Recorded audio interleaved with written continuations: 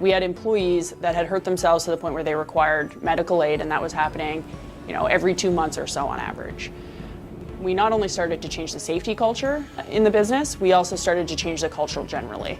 So we started to take care of the front line a little bit differently. We had different expectations of our supervisors and our management team, and safety was the forefront of that. And on top of that, the big goal for us has always been to generate buy-in from the frontline employees here at Wallboard. So we have a committee, we call it the SIF Force Committee, and it's comprised of all frontline employees. And they actually bring hazards that they see in the workplace to the committee. And really the guys that are on the SIF Force Committee are the ones who implement the solutions. So it generates a lot of buy-in from the frontline employees to help improve some hazards that exist in an industrial environment like we have here. They feel like the business takes care of them from a safety standpoint, and they really go to bat for us on the front line. So they don't have to worry about, I'm not coming to an unsafe place to work. They know that we have a good safety culture here.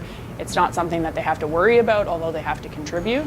And it allows them to focus on the real business of running the front line.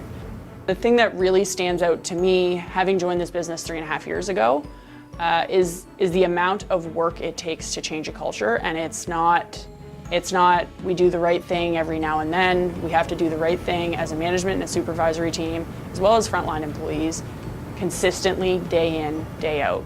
Culture change isn't really for the faint of heart. So we've spent a lot of time over the last 6 or 7 years doing the right things from a safety standpoint consistently. Oftentimes that's not always easy. It's one of those things that takes, consistent, difficult, sometimes very tough conversations, but it's day in and day out, and it has to be consistent. It's the only way that a culture change sticks. And on top of that, I have an awesome team here, and we're all bought in. We finally are in a place where I think we feel like we've turned the corner from a safety standpoint. We just celebrated 5 years with no lost time accidents, so that means we haven't had an employee unable to return to their next scheduled shift in 5 years, which is a huge accomplishment here at Wallboard and in industry generally. 5 years is a very long time.